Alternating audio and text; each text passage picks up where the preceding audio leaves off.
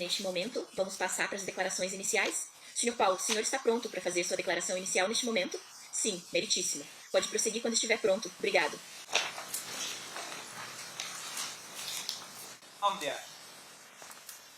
No dia 7 de setembro de 1996, Tupac Shakur veio a Las Vegas para assistir a uma luta de Mike Tyson.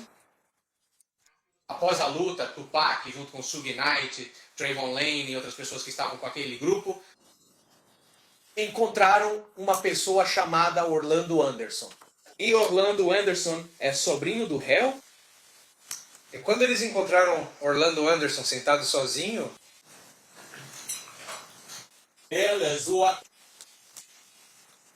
esse ataque foi registrado em vídeo.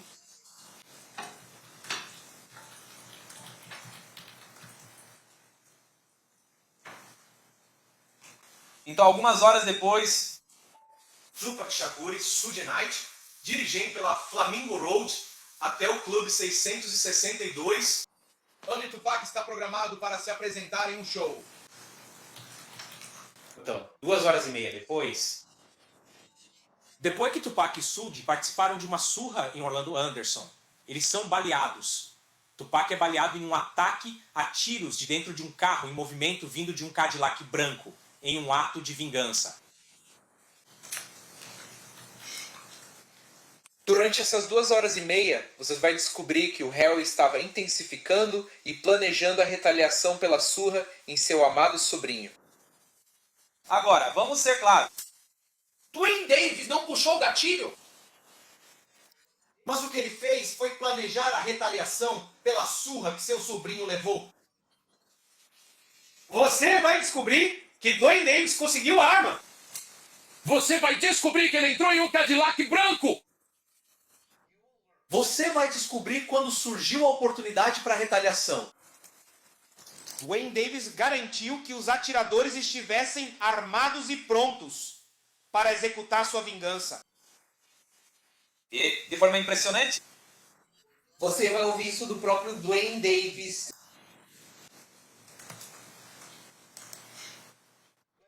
Mas para entender o que aconteceu em 7 de setembro de 1996 nas ruas de Las Vegas, precisamos ir cerca de 440 quilômetros a oeste até a cidade de Compton, Califórnia. O que você vai descobrir é que Compton tem cerca de 26 quilômetros quadrados, mas em meados da década de 1990, esses 26 quilômetros quadrados eram ocupados por mais de 30 gangues reivindicando seu território. É importante para este caso, existem duas gangues. Mob Piru e o Southside Compton Crips. Vamos falar um pouco sobre a Mob Piru. A Mob Piru é um grupo associado à cor vermelha. E você vai ouvir que Suge Knight, a pessoa que estava ao volante com Tupac Shakur naquela noite, Cresceu no bairro da Mob Piru. mas em meados dos anos 90, ele já tinha se tornado um CEO muito bem sucedido da gravadora Death Row Records.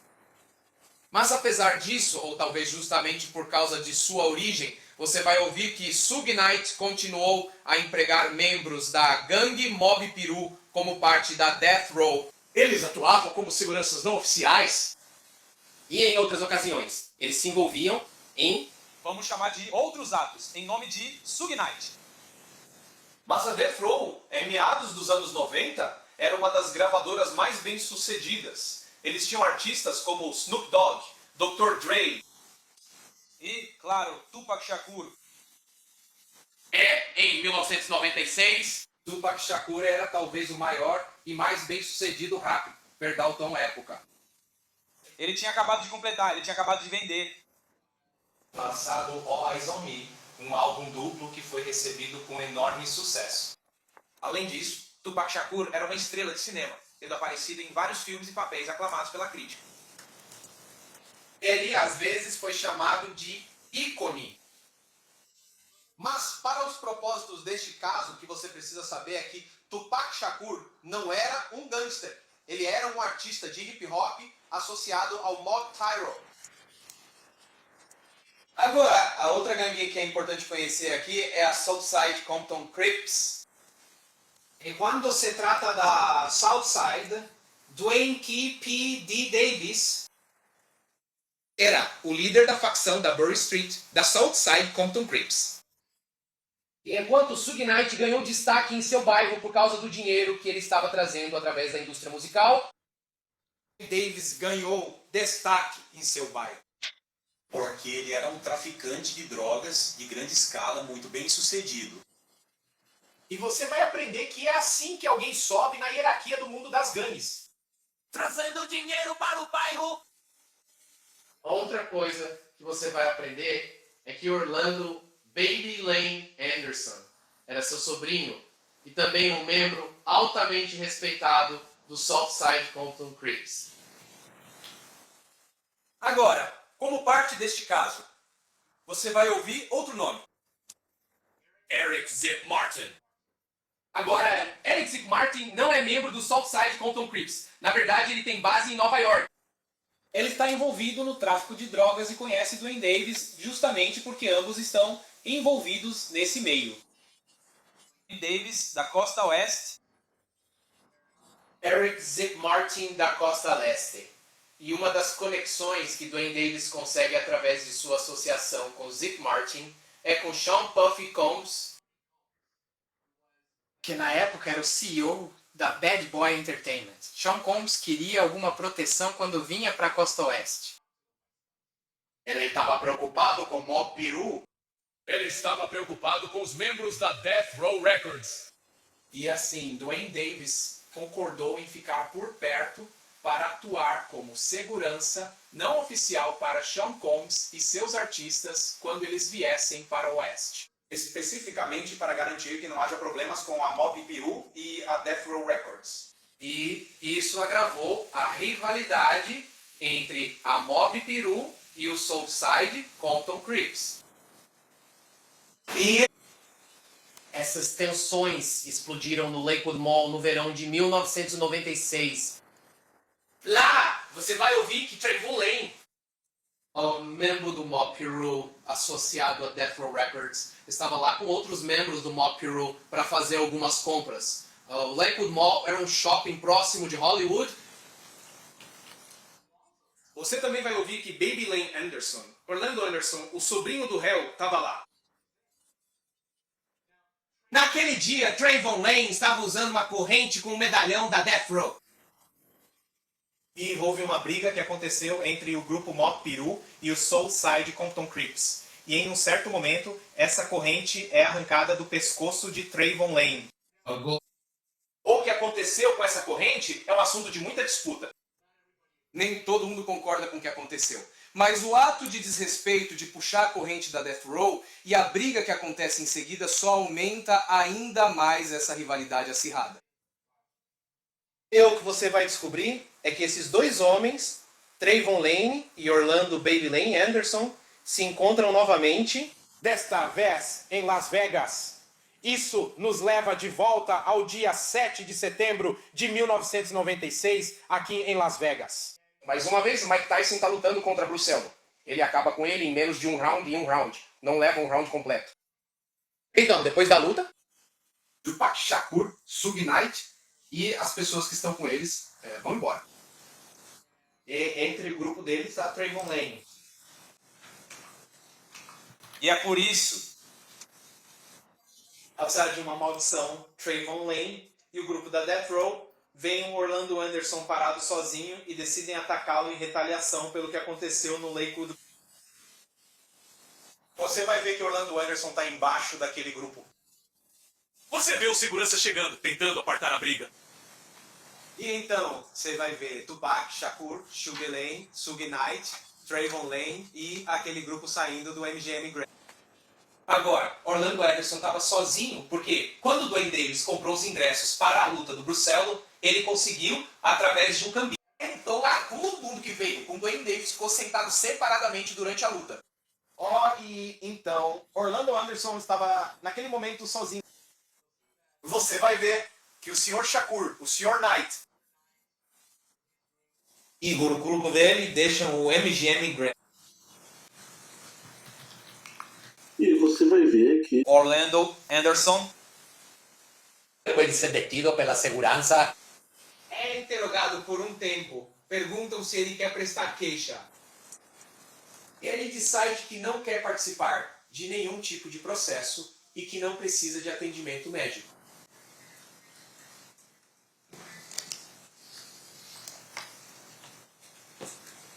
Dwayne Davis fica sabendo dessa surra.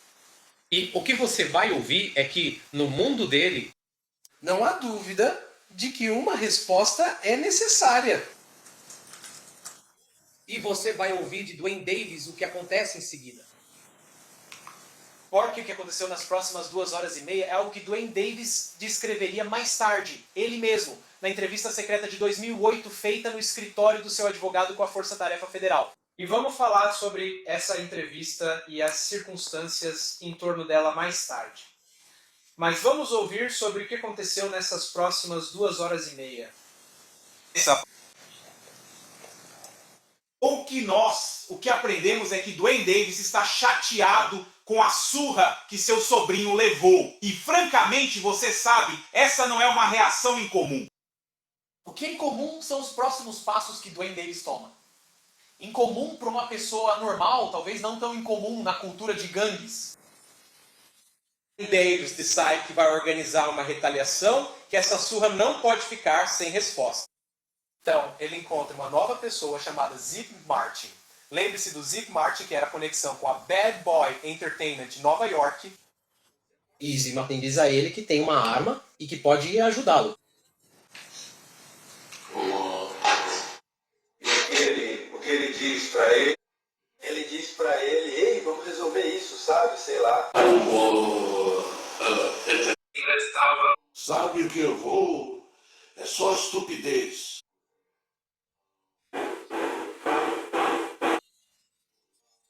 Como você sabe que o Zip tá com uma arma? Ela te contou o quê? Foi um amor. Exército, ele estava no exército, eu não sei. Quando você perguntou pra ele se você tem uma, ou é tipo, vou deixar você pegar uma arma.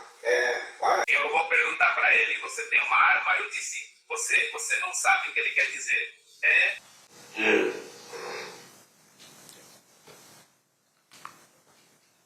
Então, mais tarde, Dwayne Davis organiza 2 veículos para ir até o Clube 662. Antes disso, ele pega uma arma de Zip Martin. Ele vai até seu Mercedes-Benz, pega a arma de Zip Martin. E então, depois de algum tempo, ele reúne 2 carros para ir até o 662 e confrontar violentamente Tupac Shakur e Suge Knight pela surra em seu sobrinho. E você vai ouvir que Dwayne Davis não estava inicialmente no Cadillac branco.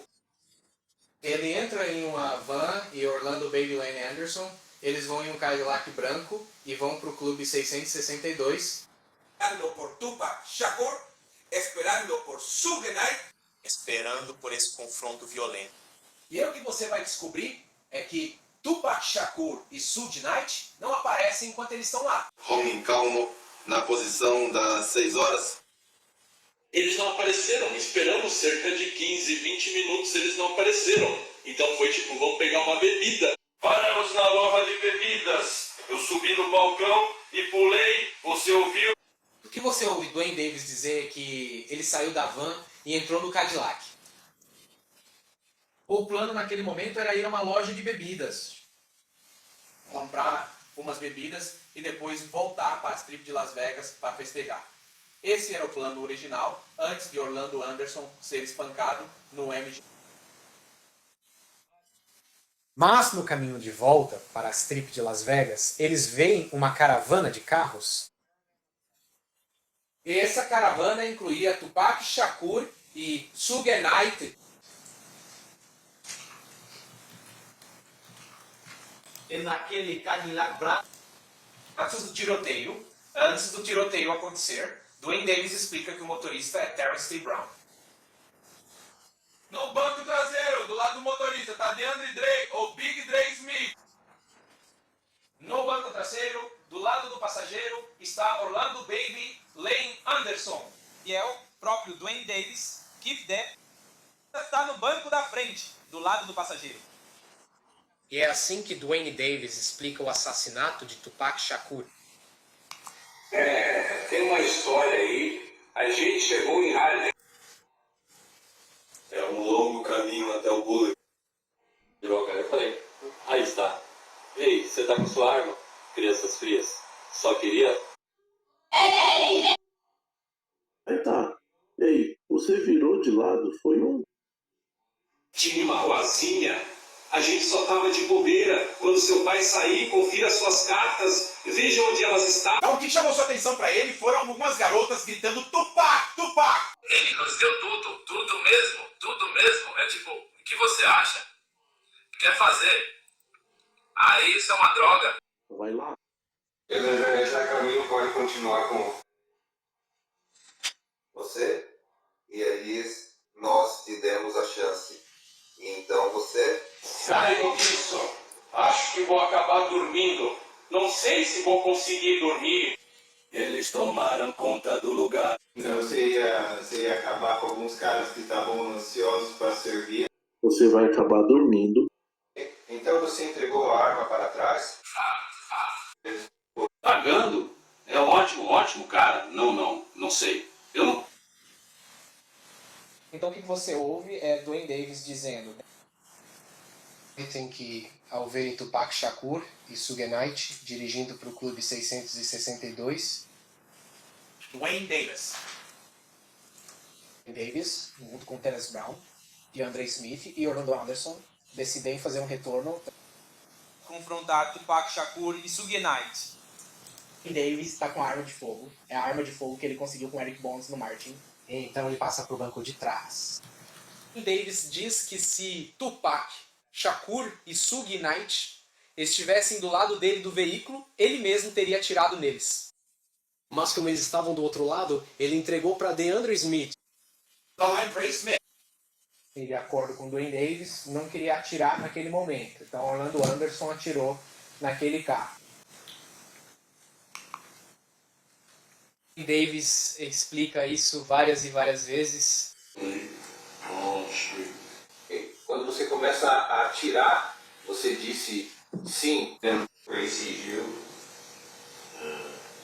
Eu já digo pra você. Eu me lembro disso. Acho que é isso que deveríamos estar fazendo.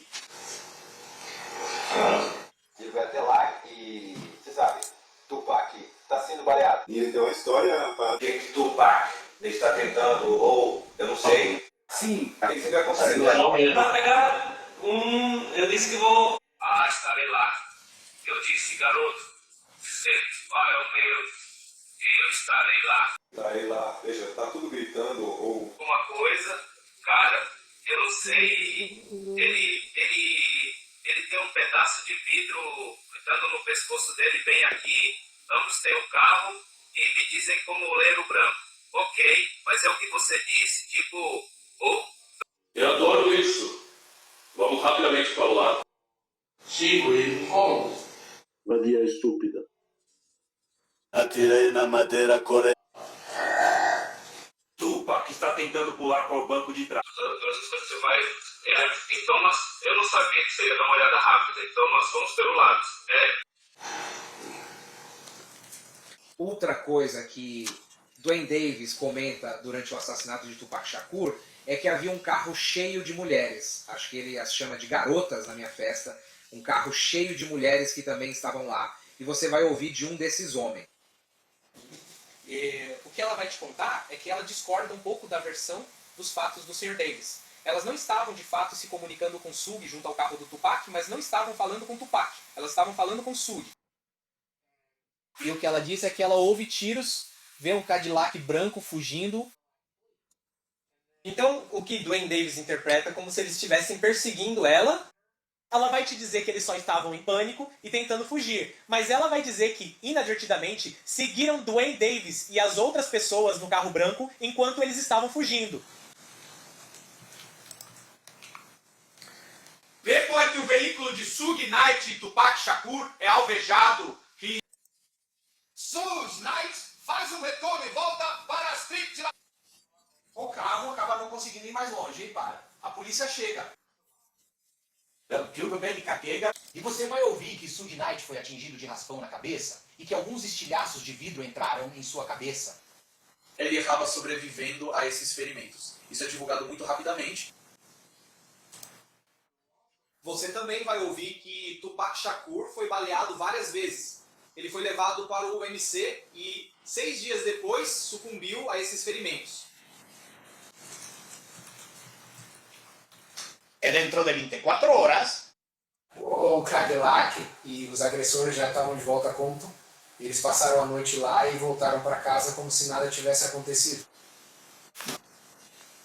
uma guerra o seguiu de volta para Compton. Porque, enquanto as pessoas tinham medo de procurar a polícia, a polícia agora e as ruas agora sabem que os Southside Compton Crips são responsáveis por esse assassinato. E a guerra que se segue em Compton é sangrenta. Você vai ouvir que membros dos Mob Piru e do Southside Creep começam a atirar uns nos outros. Em dias 3 pessoas são mortas. Várias pessoas são baleadas, incluindo uma menina de 11 anos. E o que você também vai descobrir é que nenhum desses casos foi levado à justiça. porque nesse contexto, dentro dessa realidade de gangues, a combinação de gangues e armas é assustadora. E, nesse mundo, o silêncio significa sobrevivência. A única pessoa que tem dificuldade em ficar em silêncio é Duane Davis. Você vai ouvir de 1998 até 2023. Duane Davis fez várias declarações sobre este caso. Já em 1998, Davis falou com o FBI. Ele admitiu que estava em Las Vegas durante o assassinato de Tupac, mas negou ser o responsável. Então, em 1999, Davis fala com o FBI novamente. Essas não são entrevistas focadas no assassinato de Tupac Shakur. São entrevistas sobre transações e tráfico de drogas. Mas ele diz que Tupac é mencionado. E Duane Davis admite que estava em Las Vegas na época do assassinato de Tupac Shakur. Ele diz que não estava envolvido, mas ele ficou irritado com o fato de Orlando Anderson ter sido espancado e que o plano dele era resolver isso em Compton caso Tupac tivesse sobrevivido. Então, em 2008, na entrevista cujos trechos ouvimos hoje, Em uma entrevista secreta com a Força Tarefa Federal. Davis admite seu papel no assassinato de Tupac Shakur. E nós realmente precisamos falar um pouco sobre essa Força Tarefa Federal de 2008, porque o que essa Força Tarefa está investigando não é o assassinato de Tupac Shakur. O que essa força-tarefa está investigando é o assassinato de outro rapper. Um rapper chamado Christopher Wallace, alguém conhecido como Biggie Smalls, o Notorious B.I.G. Christopher Wallace foi assassinado 6 meses depois que Tupac Shakur foi morto. E houve algumas alegações de que o Departamento de Polícia de Los Angeles poderia estar envolvido. Então uma força-tarefa federal foi formada para determinar o que aconteceu com o Christopher Wallace. E o interessante sobre o assassinato de Christopher Wallace é que Christopher Wallace foi morto ao sair de uma festa em Los Angeles. Também estava nessa festa Duane Davis. No caso de Christopher Wallace, havia um veículo suspeito envolvido, um Chevy SS Impala. E Duane Davis, por acaso, possuía um Chevy SS Impala? Agora, como resultado disso, a força-tarefa decide: bem, vamos investigar Duane Davis. E o que sabemos sobre Duane Davis é que ele era do tráfico, ele traficava entorpecentes. E assim eles conseguiram, através de um informante confidencial e um agente disfarçado, realizar uma transação de drogas com Duane Davis. E como resultado, Duane Davis agora tem um grande caso de tráfico. Então, a Força Tarefa Federal se aproxima de Duane Davis e do advogado dele. E eles dizem, olha só, Nós queremos informações sobre o assassinato de Christopher Wallace, é isso que estamos tentando investigar. E o que Duane Davis diz é: Eu não tenho nenhuma informação sobre isso. mas eu posso te contar sobre o que nós fizemos. Eu posso te contar sobre o PAC. E é isso que ele faz. Ele relata a uma força-tarefa federal o envolvimento dele, que você ouviu. o fato de ele ter organizado o assassinato de Tupac Shakur. Essa conversa secreta esse depoimento sob acordo, foi gravado secretamente e divulgado depois. Em 2009, Davis está sendo tão útil para as autoridades federais que ele chega a voar para Nova York para tentar fazer Zip Marson se incriminar no assassinato de Tupac Shakur. Zip Marson, naquela época, estava morrendo de câncer, já estava fora do jogo e realmente não interagiu com Duane Davis. Em 2009, porém, Duane Davis concede uma entrevista ao detetive Dan Long, do Departamento de Polícia Metropolitana de Las Vegas. Agora, Duane Davis está mais cauteloso nessa entrevista. É um ambiente diferente da entrevista de 2008. Não é uma entrevista sigilosa de colaboração. Mas Duane Davis admite várias coisas. Que ele estava em Las Vegas, que ficou irritado porque Orlando Anderson apanhou. Ele era o chefe.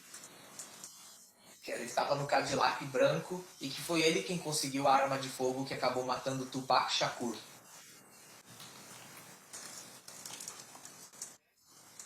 Em 2011, o cenário muda.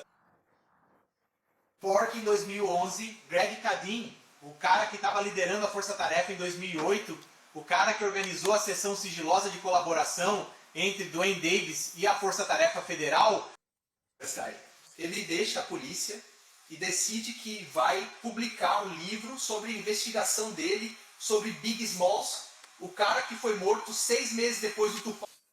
É Tupac Shakur. E o que ele coloca no livro é que Duane Davis confessou o assassinato de Tupac Shakur. O livro conta a história da confissão de Davis sobre ele mesmo, mas também conta a história de Duane Davis falando sobre o envolvimento do sobrinho dele no assassinato. Sobre o envolvimento de Big Dre no assassinato, sobre o envolvimento de Terrence Brown no assassinato. E isso é um problema para Duane Davis. Porque essa reunião deveria ser secreta. E agora, a cooperação dele com as autoridades federais está exposta para o mundo.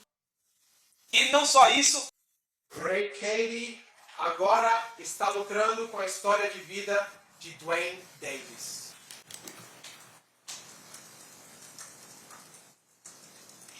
Então, em 2017, Duane Davis sai via público. Ele é procurado pelos produtores de um programa chamado Death Row Chronicles, que passa na BET. E isso é apenas uma pequena parte do que ele diz ser sua motivação para dar a entrevista. Eu não sabia que isso era do lado de lá, e depois fui pro outro lado. Eu fui o único que mentiu, isso realmente deveria te contar a história sobre Tupac Shakur. As pessoas têm me perseguido há 20 anos. Eu estou vindo a público agora para contar a história, porque agora eu tenho o controle. Eu tenho 300 roupas, tudo que eu ouvi até agora, com as provas. Duane Davis disse, tudo que eu tenho que fazer agora Tudo que eu quero fazer agora é dizer a verdade. E na entrevista pública de 2017, Ele é um pouco evasivo. mas ele admite ser o chefe. ele admite estar no Cadillac branco. Ele admite ter participado do assassinato de Tupac Shakur. E quando ele diz que é a única pessoa que pode contar o que aconteceu, ele está certo.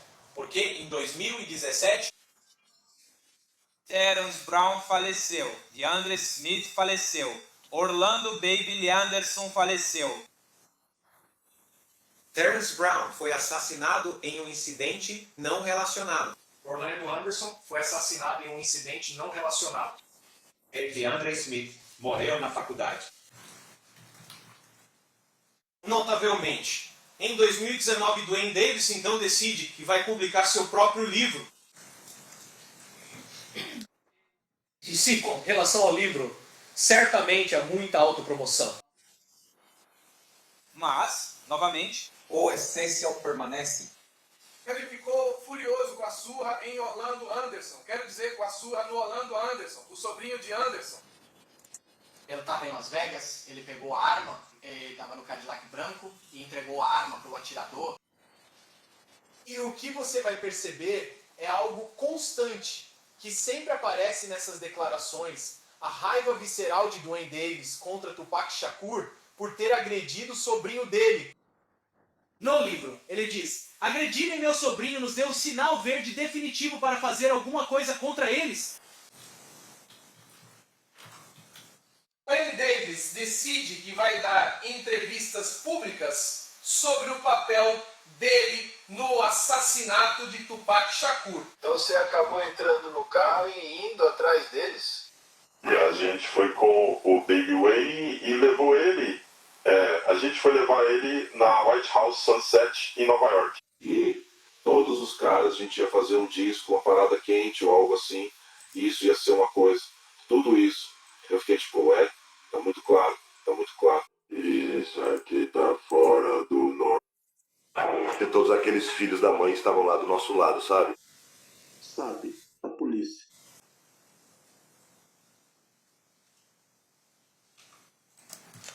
As declarações públicas de Davis refletem sua vida privada.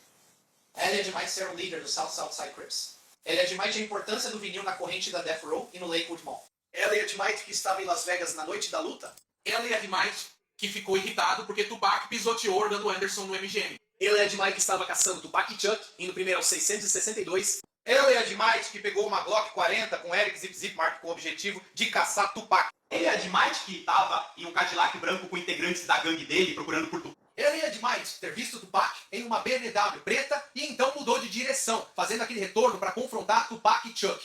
Elliot Might ter colocado a arma que conseguiu naquela noite no banco de trás do veículo para que o atirador pudesse... E novamente, o que resta? Mesmo em 2020, 2021 e 2022 é a raiva visceral de Dwayne Davis contra Tupac Shakur.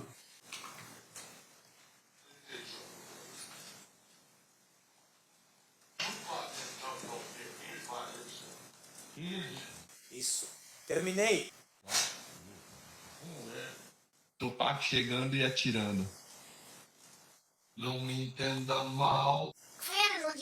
Sim, eu acho que ela, você sabe, está reagindo de uma forma melhor. Você, muito bem. Você não acha que aquele homem está errado? Ele está agindo de uma maneira melhor? Acho que sim. Quer dizer, Eu sou tão feliz que aquele babaca preconceituoso finalmente admitiu que aquele homem estava errado, cara. A dizer, ele é o único que vai estar no programa, eu não sei dessa parada. Sabe, ok, obrigado, eu agradeço. Eu não tô... Fazendo essa porra, não sei.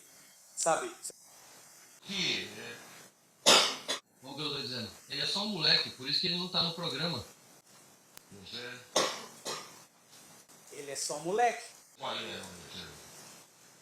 Cara, sabe de uma coisa? Tô falando, não tá errado, por que estaria ali rindo, cara? Ele não disse, por que isso seria tão punch, cara? Muito errado, cara. Pula nessa porra e... essa raiva não é demonstrada só em público. Você vai ouvir, como dizemos em 2024. In particular, numa conversa com seu filho. Ele fala sobre seus sentimentos em relação a Tupac Shakur. Quase 30 anos após o assassinato. Ele é médico e eu te disse, você precisa parar com o barulho e fechar a porta. Dono de hotel, ele é médico. Sabia disso? Tosse, não faz merda, porra.